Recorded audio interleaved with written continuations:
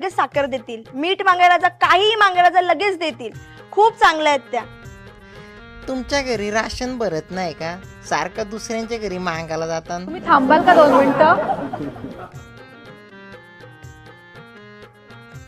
बरं, यांच्या सासूबाई यांच्याबद्दल तुम्ही काय सांगाल? यांचा स्वभाव कसा आहे?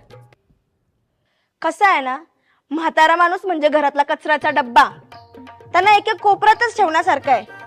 आणि सुचित्राताईंची सासू म्हणजे कचऱ्याचा डब्बा नाही, कचऱ्याची गाडी आहे.